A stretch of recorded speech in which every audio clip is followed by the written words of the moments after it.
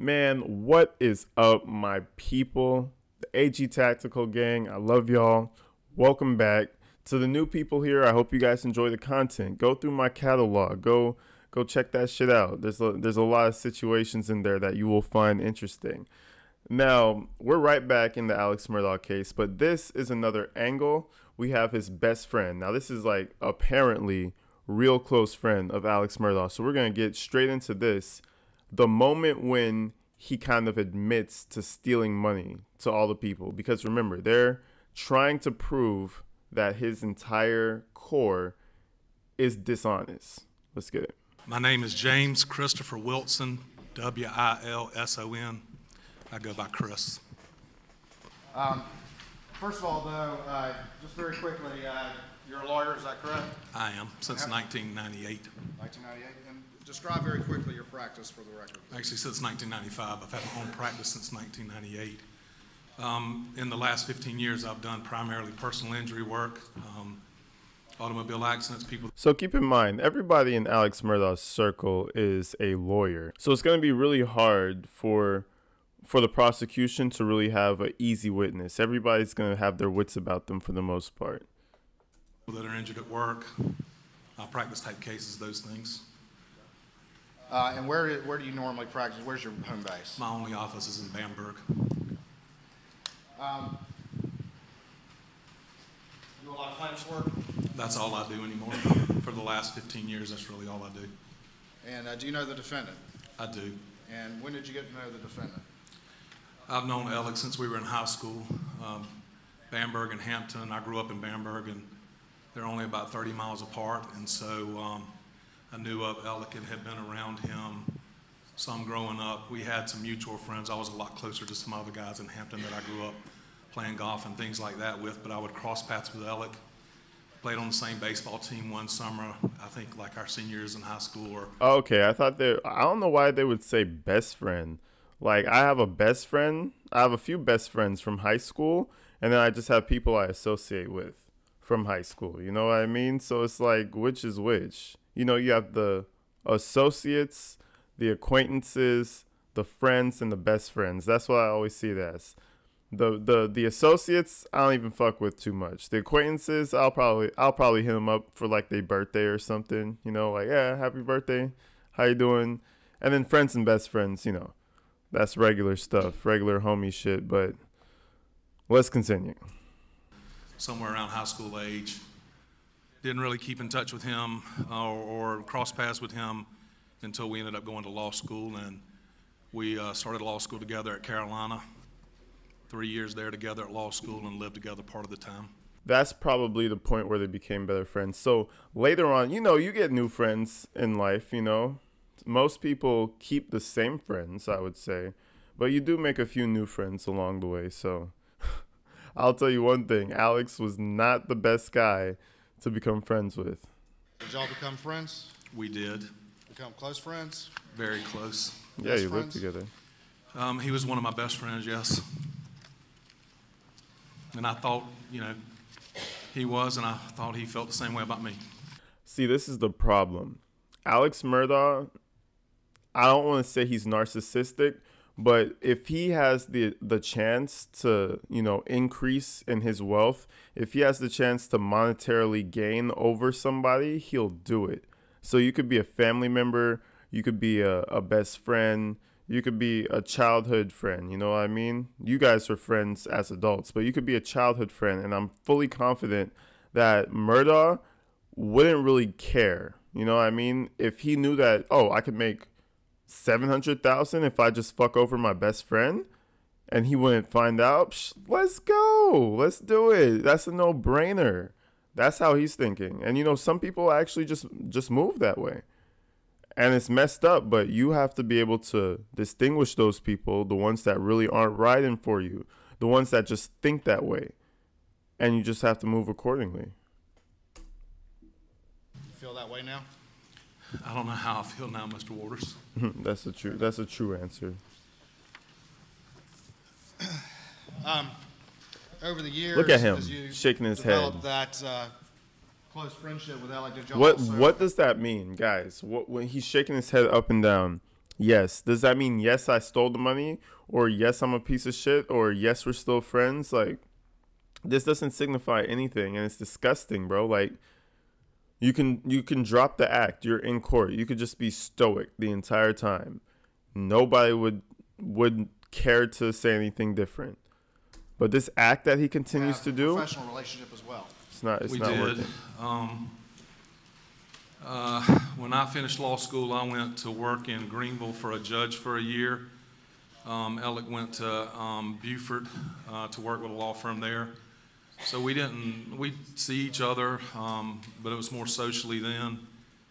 When I moved back to Bamberg to start practicing where I'd grown up, and he moved back to Hampton a couple years later, we started doing a little bit more work together, and we've done cases together really since 1998. I opened up my own firm in 98. I think that's about the same time he had moved back to his firm. And it was a bigger firm with resources that I didn't have starting out on my own, and so we started working cases together and worked a lot together. Damn.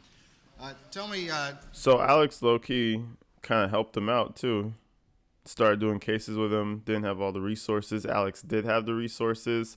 So I guess when he's saying that, oh, we started working cases together, it was kind of like a win-win. Alex would kind of like leech off of his cases, like, oh, you have this going, I have this powerhouse of a company behind me.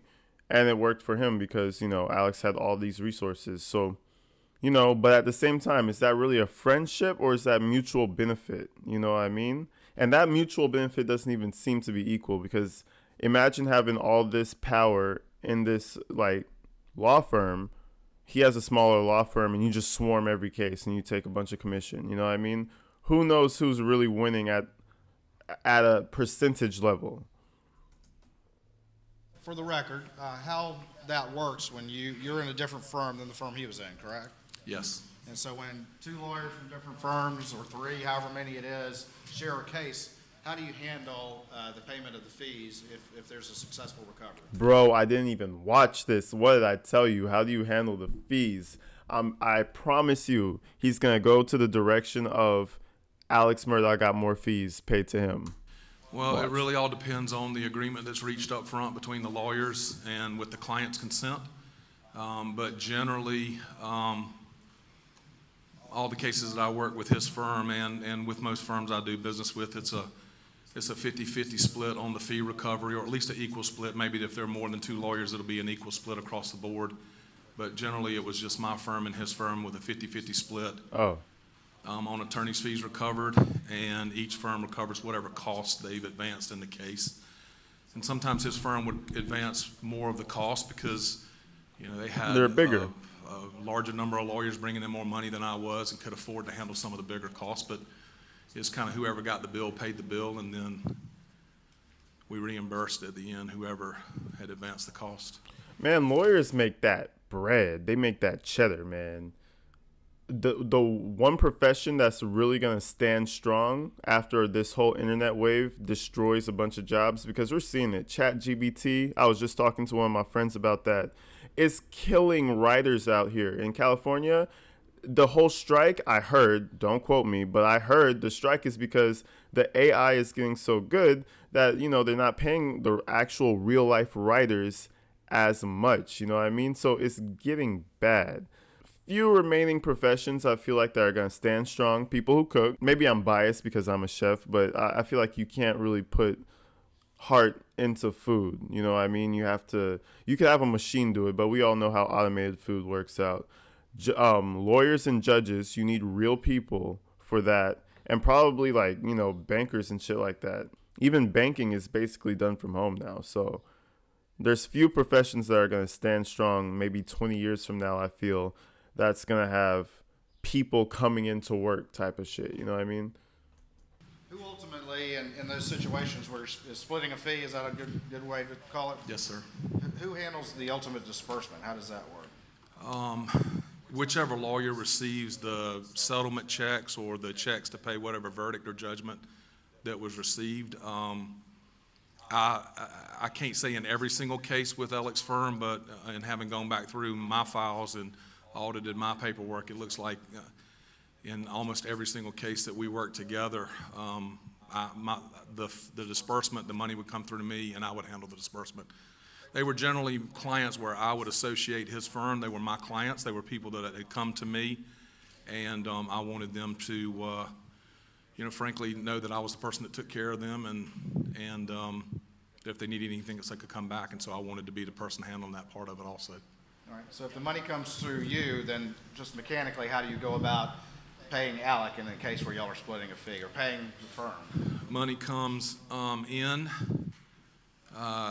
Client has to come sign the check or whatever it is, along with my firm if it's made payable. It's generally made payable to Wilson Law Group or Wilson Law Firm and the client. Client comes in and signs the check. I endorse the check. We deposit that into my trust account.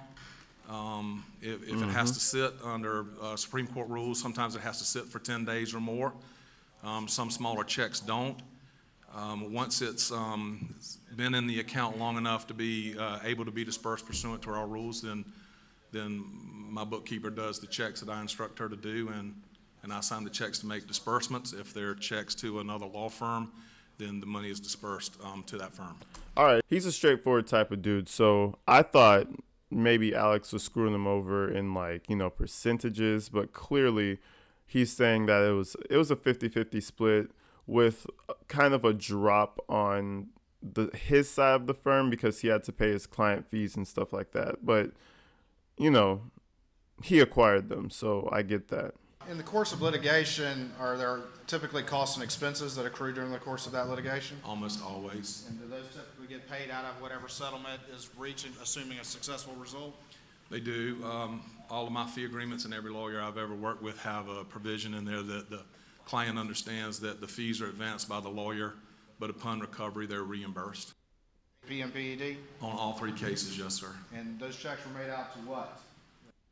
And it was actually 3 cases, but they were similar factually, and so we treated them as one case, but it was three separate plaintiffs, 3 separate cases. And ultimately, did your office disperse the fees and the expense check to PMPED? On all 3 cases, yes, sir. And those checks were made out to what when you dispersed those? All 3 of the fee checks were made payable to, I don't know if we used the acronym PMPED or if we actually spelled out Peters, Murdaugh, Parker, Dietrich, and Ellsworth, but PMPED. And generally, except for the Ferris case, which we'll talk about in a minute, sure. When you had those fee splits with Alec, were the checks made out to PMPED? Yes, They were sir. signed by you? Yes, sir. And I'm the only person who can sign checks in my office. So. And that's often how it goes in litigation. Both sides kind of decide what's best, and sometimes they can have a meeting of the minds. Yes, sir. All right. Was there ultimately a verdict by the judge in that case? Well, 2 verdicts since 2 cases, yes, sir. And what were those amounts? I believe it was $4 million for the injured man and 1.5 for the wife. I remember it was 5.5 combined, but I think it was 4 and 1.5. And so how did the fees break down to the best of your recollection that were going to be split among the 3 lawyers involved?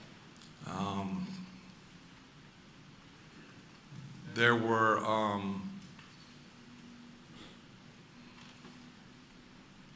let me ask you this. Do you remember how much Alec's share of the fee $792,000.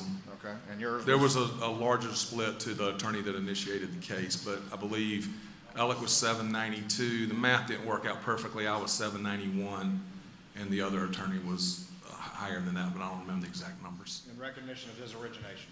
Yes, sir. In March of 2021, did you ultimately receive the Look at monies? his face. Bro, he's such, look at his face, man. He's creepy. He's very creepy. He is a creepy man. Prepared for disbursement? Yes, sir. I believe they came in late February because we dispersed in March, and I had to wait at least 10 days. Part of the money came by a wire, which would have been kind of immediately available and accessible, but it was a smaller portion of the money. The larger portion came in a check, and because it was such a sizable amount, I waited maybe 12 or 15 days or so. I didn't disperse on the 10th day. And did you have a conversation with the defendant about dispersing those fees? I had a conversation with Alec and with the other attorney I worked on the case with when the fees were ready to be dispersed. What about your specific conversation with Alec? Did he make any requests of you or have any discussion with you about how to handle his $792,000 share of the fee? He did. Now remember, this $700,000 is what he made, and I believe he stole like some crazy amount. But let's continue. Let's see what he says. Tell me about that conversation, please. When I contacted him and told him we were getting ready to disperse and we would have checks ready, he indicated to me that he was looking to place his fees in an annuity. He called it like a structure. I've never done one of those before, so I didn't really know how it worked. I've never done structure for my fees myself. I've structured client money, but not my fees. He indicated he was looking to do a structure by putting the monies into annuities, and that the checks needed to be made payable directly to him, that he had already cleared it with his firm, that the monies were going to be put on the books and accounted for, and he would be credited as having received those monies. Based on his representations to you that he had cleared it with his firm, did you agree to do something different and make the checks directly out to him? I did. Bro, fishy from the start. So fishy, bro. I guess your best friends, you knew each other from high school, so you wouldn't think he's doing something that fishy, but just think about it. You have $5 million in your account. You have to pay out 3 people, and then somebody that you've been working with for years just suddenly asks you to pay them differently. Oh, and then they give you this whole, I want to get paid in annuities, and the check needs to get paid out to me in certain amounts of payments. It's just, it would make me scratch my head, and I'd be like, hold on now. Why all of a sudden? See if you recognize that particular document. I do. All right, and what is that? So this is the initial check that was written per Alec's instructions directly to him on the gentleman's case for fees made payable to Richard Alexander Murdaugh, Esquire, for $600,000. It's voided. And why was it voided? Because he instructed me afterwards, and I don't remember if it was in the same conversation or shortly thereafter. It must have been shortly thereafter, that the checks on that case needed to be made in 2 separate check payments. He was doing 2 separate annuities. And this is a straightforward guy. You couldn't tell. Like, the dude has his life put together. He knows what he wants. So when someone comes to you and tells you, like, oh, yeah, just do this, do that, it has to raise some red flags to you. You know how the man operates. All of a sudden, he wants to do some annuity account that you guys leave in the comments. I have no idea what it's about. But just the sudden change would raise a red flag for me. All right, hold up real quick, y'all. You guys got me to 3K subscribers so fast. Like, we passed that a minute ago. I love you guys. I appreciate y'all. I just want to shout out, we got some new merch right here. It's my best work so far, so go check that out. Hope you guys enjoy. And get me up to 5K. We're on the road. We're on a roll right now, guys. Let's get to 5, 10, 15. You get the trend. But anyways, love y'all. Let's get back to the video. Look at Alex over there, just mad, steaming. The first page is the check payable directly to Richard Alexander Murdaugh, Esquire, for $192,000, and that is on the loss of consortium case for the wife. And on the bottom, just like that $600,000 check that was voided, it indicates it was for fees. I guess the other writing on here is maybe from I'm just So focused the checks. on the checks. It's something to do with the way we recovered the checks. The back page looks like an endorsement. Bank of America deposit only. Looks like a signature, Bank of America. Okay. And again, I'm just asking you to see if you recognize those checks. Yes, I do. Yeah. I recognize All right, tell me the second check, just the amount and what that's for.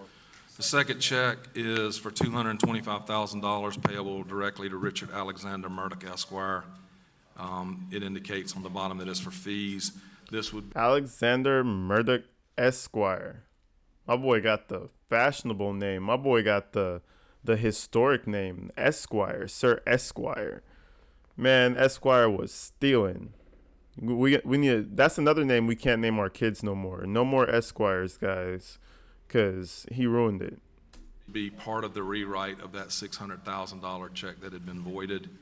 And then the third check is $375,000 check payable directly to Richard Alexander Murdaugh Esquire, and it indicates fees, and that would be the remainder of the rewrite of that $600,000 check. So he split the that was checks voided. up.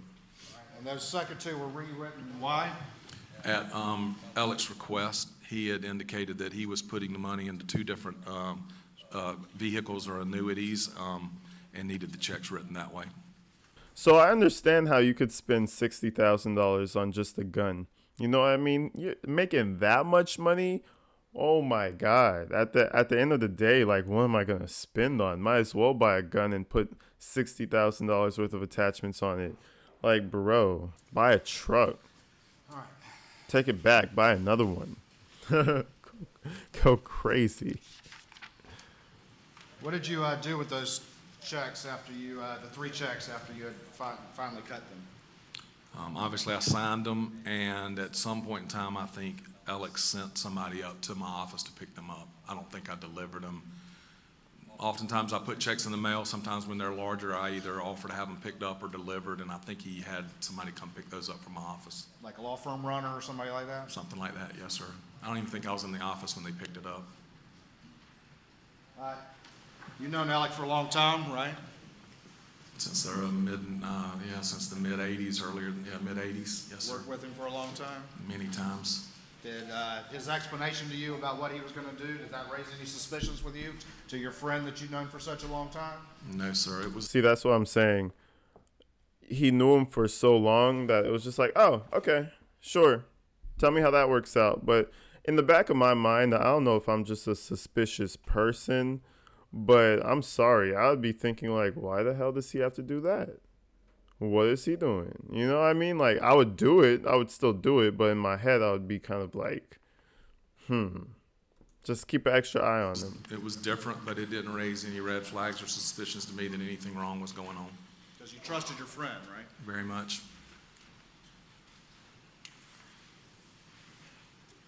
Man, get the camera off this. Ew. What was your perception of Alec's general wealth and success? Shaking his head like He an made a lot more idiot. money than I did. Always seemed to do well in his practice. All I ever heard is that he was one of the biggest producers in the firm. And that's okay. Honestly, that's okay, you know? And I feel like he was okay with it. You know, he made a lot more money than I did, but guess what? He was doing his thing. It's all about staying in your lane, bro. It's all about doing your own thing, because at the end of the day, you might end up in crazy places you never expected. But if you're over there looking at somebody else, you're never going to get there. And I think that was Alex's problem. He wanted all this. He got to a certain place, and he couldn't have a worse year. He needed more money. He needed to sustain what he already had. You know what I mean? He needed to keep that and even go further with it. That's the mentality that you have to be careful with. You have to be careful with grind and greed. You know what I mean? Grind is good, but greed becomes something negative. You know, it's his family's name on the firm, but they acted like it was his name on the firm too. He and I handled big cases together. When I talked to the partners and other members of that firm, they were talking about big cases that they were handling with him. Felt like he did really well. And we never got into direct discussions about the amount of money he made or the amount of money I made. We talked about, you know, sometimes business and sometimes money and sometimes things, but I always thought he made a lot of money. Oh, he did. Is that part of the reason why He made a lot of money. Don't fucking worry about that part. your suspicions didn't arise when you were asked to do this request by Alec? I guess so. Not so much as just I'd never had any dealings with him that I'd had any reason to distrust what he was telling me. At some point in time around this June 2nd, thereabouts, did you receive any call from Lee Cope? I believe I had a conversation with Lee Cope. I was trying a case in Hampton Who is Lee Cope? the week before that, and I was in and out of their office. And it's an office. I believe I had a conversation with Lee. That would have been like the week of May the 24th or some of those days in there. And I believe I had a conversation with Lee. He asked me if all the money had been dispersed in the Ferris case. And I told him that it had not been, that we had some liens outstanding, medical bills and liens outstanding, and we were holding money for some additional costs in case things came in. And he didn't ask me any further questions. He did not mention that there were any issues or concerns about fees. After you received that call from Lee Cope, well, what did you tell Lee Cope? I told him I'd have to check into it. After that, did you reach out to the defendant? I did. And what was your conversation with him? I reached out to Alec and I said, Alec, you know, hey, I mean, I don't know what all we talked about in that call, but at some point in time we talked about, I said, hey, I've got this email that's been forwarded to me by Vicky where your firm is saying that you believe you're owed more cost. I put the cost down on the disbursement sheet that you had given me. But if you've got more cost, just figure out what it is and get it to me. We're holding some money to deal with some medical bills and liens. And with the client's consent, we were holding some money in case additional costs come in. Sometimes costs are slow coming in, and that's normal. And that's one thing I hate about, like, the aftermath. You get all these, you get emails, you get bills that you don't know that were coming, but maybe this is what Alex was planning for. What additional costs did he have, you know? And if there's an issue, just let me know. He said, you know, I'll check on it, or there's not an issue, or I'll check on it. And I said, hey, this is the case that I dispersed the fees to you, you know, per your request. Is everything all right? And he said, yeah, I just got to make sure they know it's on the books the right way, and that this is the case that we've already worked out, put it on the books. Did he tell you he had structured those fees and annuities as he had told you before? Yeah, that he had put them in the annuities. Put them in the annuities.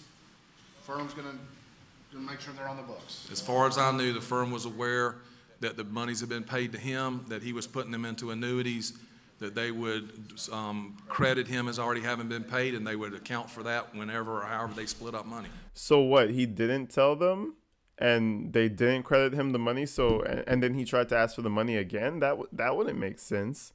I know there's some slick shit he's about to try to pull here. Just to be clear, those funds were not in your trust account, they were gone at that point. Yes. So they've been gone since March, or whenever those checks were cashed after I wrote them in March. $792,000. Yes, sir. Basically $1 million. For purposes of this hearing, I'm not gonna Well, no, like $500,000 after taxes, but that's a lot of money. go into the night when Maggie and Paul were killed, but just very quickly, you did have some texts and calls with Alec that night, is that correct? Yes, sir. And you were at the residence and responding as friends and family did in the aftermath of that event, is that correct? Yes, sir.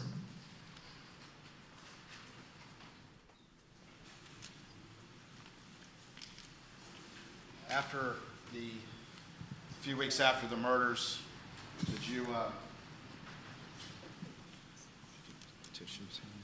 I've got one. you good? You good? Huh. Take a second.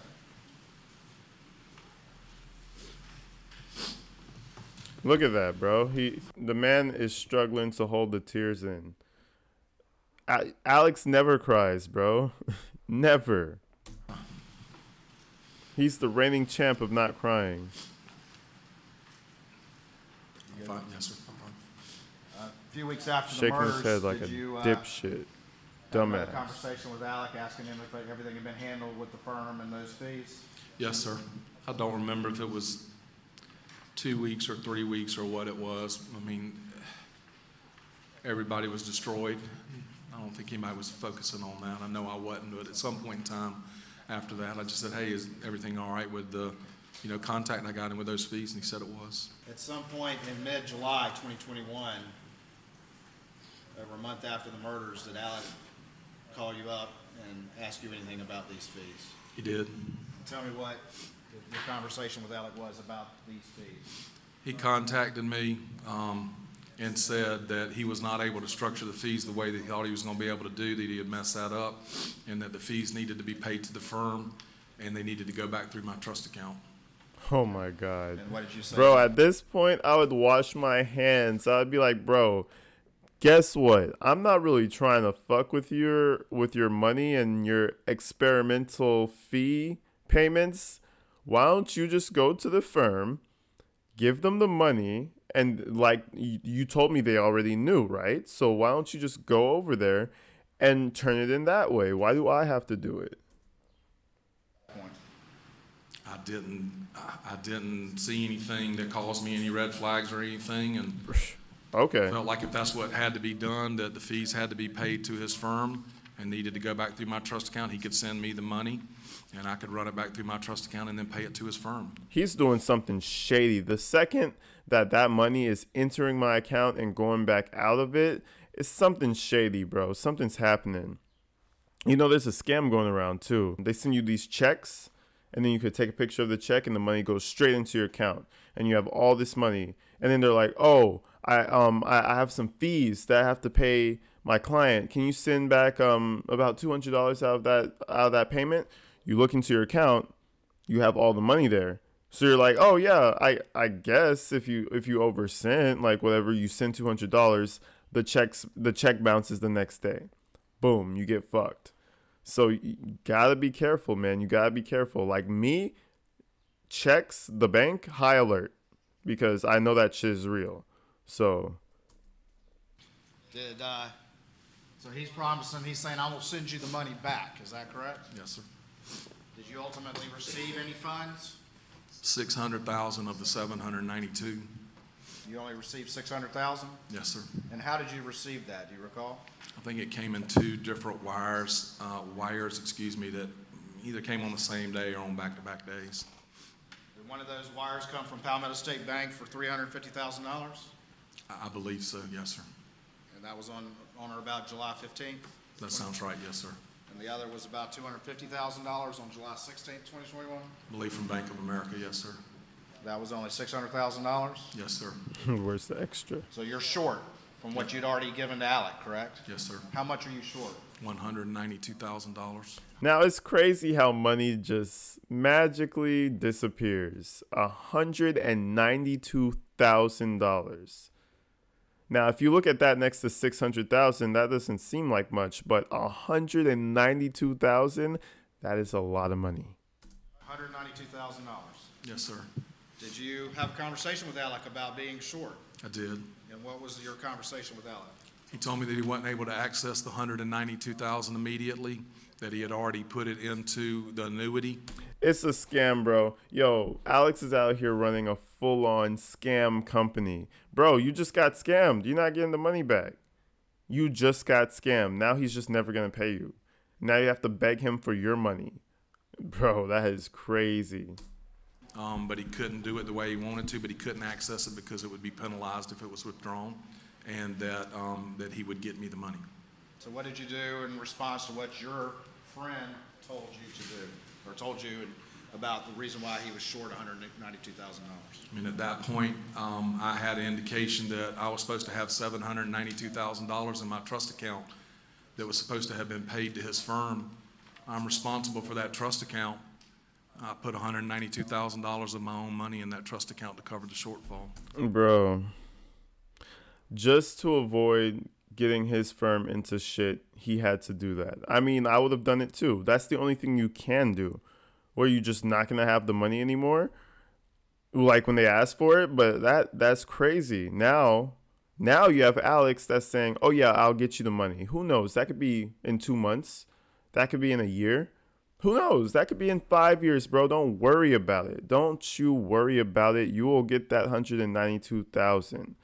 Yeah, hell no, bro. Hell no. That's the type of shit that makes people put other people under the dirt. You know what I mean? That makes people go crazy. That's a lot of money. That makes people lose it. That's why I don't play those games.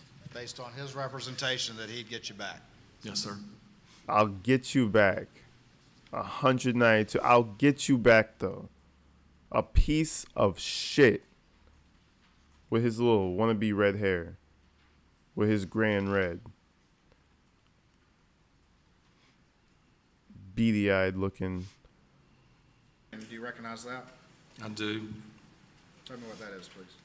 This is an email that I sent to Alec at his request. He said he needed to be able to provide it to his firm so they'd know the money was being held, and it was dated July 19th of 2021. It says, Alec, as discussed, I'm confirming that I'm holding in trust $600,000 in the gentleman's case and $192,000 in the lady's case, which represent attorney's fees. I'll continue to hold these monies in trust until I am instructed by you, by you or your firm regarding payment.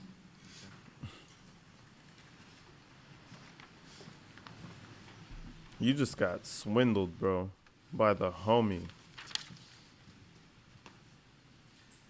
You wrote that whole statement knowing that that man owes you $192,000. You sent that email at that point in time. Did you receive any further inquiry at that point in time, at least, from the law firm saying, all right, go ahead and send us the $792?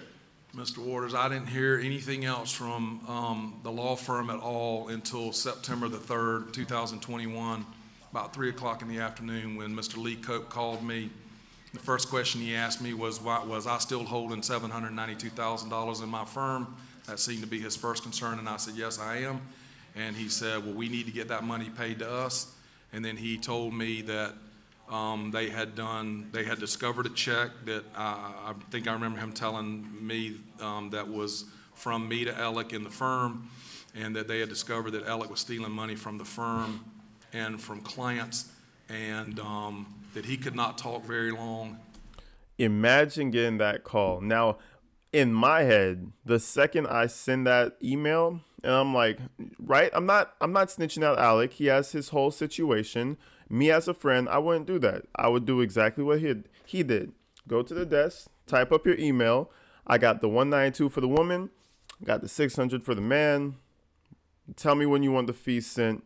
I'm assuming Alex already told you that I was paying him, specifically, right? They don't call me back. They don't email me back. Red alert. I don't know why he's not like, bro, come on. You're a lawyer. Like, I would be on red alert at that point. And asked me not to say anything to anybody until the following Tuesday when they could issue a press release. All right. Let me slow you down just real quick before we get there.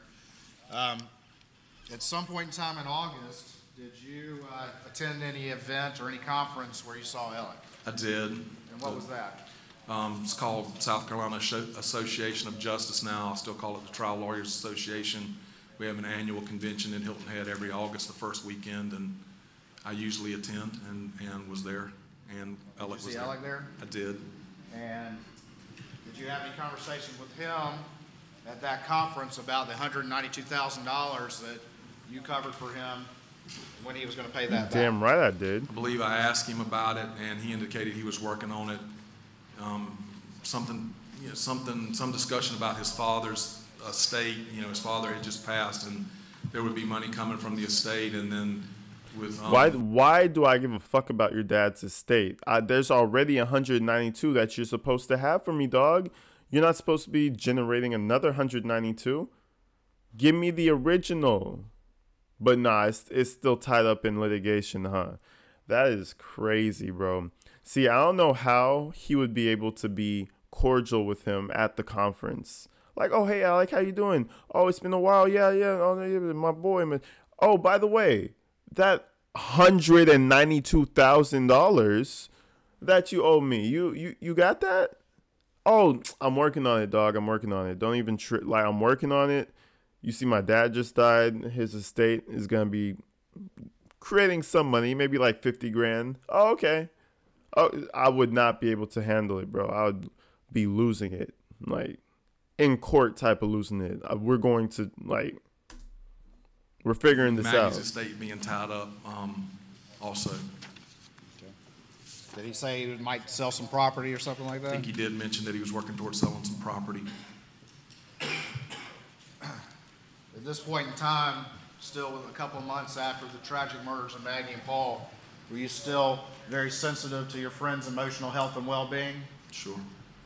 Okay, that's fair. I didn't push him. That's fair. Okay. I wouldn't be all up in his face like, where's my money at, bro? But I would be passive aggressive. I'd be like, bro, I know you're going through some things right now, but I'm going to need that money.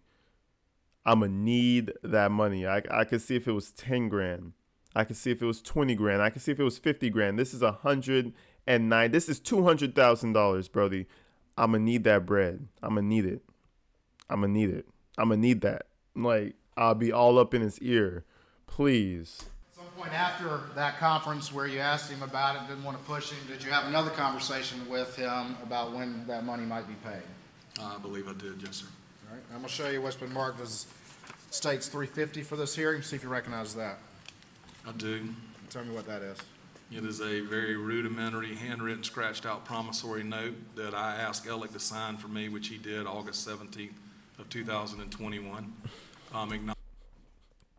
They got him out here writing promissory notes. Like, I promise to give you your money. I swear. Signed, Alex Murdaugh. Like, they're in high school. Bro, take him to court. This is not working. This would not fly with me. I would lose it. I wouldn't put my hands on it because I wouldn't put my hands on him because I know it would make it harder for me to get my money, but I would do everything around it, bro. Acknowledging that I had loaned him $192,000 that he would repay within 60 days, I think is what it says. And tell me how the circumstances of how you came to get this, essentially on a folded piece of paper. This is a copy of it, right? It is, yes, sir. All right, tell me about it, please. That was more about, I mean, I wanted to get repaid my money as quickly as possible, but that was more about, I was concerned that you were getting just fucked. like everybody else, everybody in his firm and everybody in his family, that he was going to do something to himself. Oh. You know, that he was going to kill himself. And, I mean, I knew enough to know that that I couldn't make a claim against his estate if there wasn't something in writing. And so that was more, I went to him and said, Alec, look, I hate to even ask this, but I need to ask you to do this in case something happens to you. And I phrased it like if you get hit by a car or something, but it was more about worried about what he might do. And I need to ask you to do this so that if there's a problem, I can deal with it.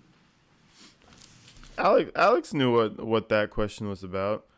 Like, Alex, if you can't take this pressure of killing your son and your wife, and if you can't take the mental stress of going to jail and possibly, you know, being treated like a little twink, just sign this for me so I could get my money. I need my money, bro. Like, please, dog. And he did. He didn't have a problem with it.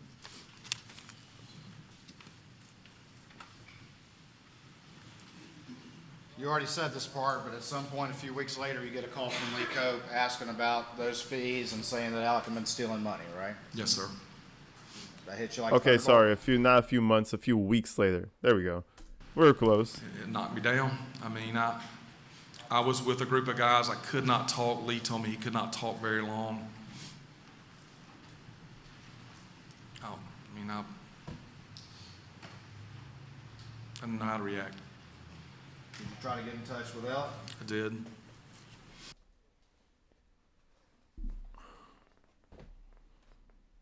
I mean, I couldn't do it immediately. I think I spoke to Lee for just a minute. He told me I needed to call him right back. I called him back. We talked for just a minute. He couldn't talk long. He said he had other things to take care of to deal with all of what was going on. Do you remember what day this is? September 3rd, Friday, 3 o'clock in the afternoon. 2021? He remembers because that was a shock to him. That was the day he lost his friend, bro. That was the day. 2021. Yes, sir. You remember it like it was yesterday? I can tell you exactly where I was and who I was with. Tell me more about what happened. Bro, and I love how he said that. I love how he says this. I can tell you exactly where I was and who I was with. In one of my older videos, I said when a traumatic thing happens to you and it's like unexpected, you didn't plan to do it. It was unexpected. You remember basically everything about that isolated situation because you replay it and you rethink it over and over and over and over, right? Alex, on the other hand, whenever he testifies, he's like, I don't know. I'm not sure. I mean, I could have been over here. No, I sure could have been over there, but I'll tell you this. I was wrong. And he never knows anything in particular. And you know, after a traumatic event, like you finding your dead wife and son, you'll remember every little thing. It was 7:30. I came out, this and that. My boxers were this color. You would know everything. He would know the color of his boxers, bro. He would know. Because I would. Maybe I'm just weird. I would know everything. So the fact that he doesn't know shit shows that he's lying. This is what a truthful person would say. Yeah, 3 o'clock in the afternoon, boom bam, with who I was, knew who I was with, all that. I finished up what I was doing with that group.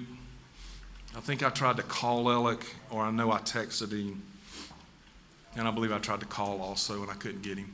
Of course you couldn't. Did you continue to try to contact him? I did. I think he did respond maybe that afternoon later and said, I forget what it was. It was in a meeting or something. I'll call you back as soon as I can. But at some point in time, I kept trying to get him, and we did talk later. All right. What did you talk about? What day was that when you finally were able to talk to him?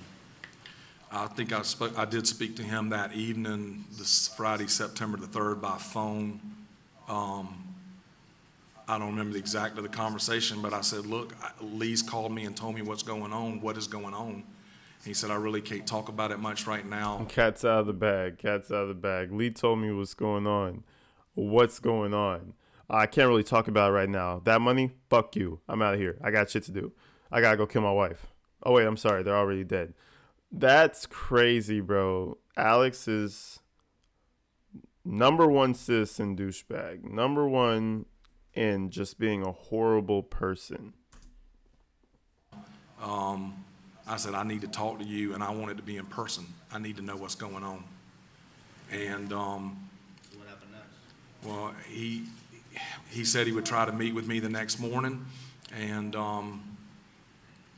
that he was sorry. And I don't remember all the gist of that conversation, but the next morning I tried to call him. I woke up and I started driving towards Beaufort because I thought he was staying at John Marvin's house down that way, and I started calling him and driving his direction. And eventually he called me back and said he would meet me in Alameda at his mom and daddy's house. Did you meet him there? I did. Was that in the morning of September 4th? Probably a little bit before lunchtime, kind of late morning, yes, sir. Did y'all have a conversation? We did. Where was the conversation? I got there before he did. I don't think I pulled in the driveway. I kind of waited out on the road. Pulled in the driveway. We went in the side door. The caregiver was there. We went out onto the front porch, and we talked on the front porch. And what did he say to you? I mean, the first thing I asked him is, Alec, what the F or what the H is going on here? No, you said, Alec, what the fuck, bro? What the fuck? You're out here wilding, bro. You could have told me you need some money. I thought you were doing good. I was the one doing good. What is going on, and have you done something else to me or that involves me that I don't know about? Because I know about this, and I've got to deal with this, but is there something else you've done that I don't know about that I need to be concerned with? And what did he say? He broke down crying. And I bet you those were real tears, too. Those were real tears he gave out. You know why? Because it was about himself. Now, I wish I had a video of him breaking down crying.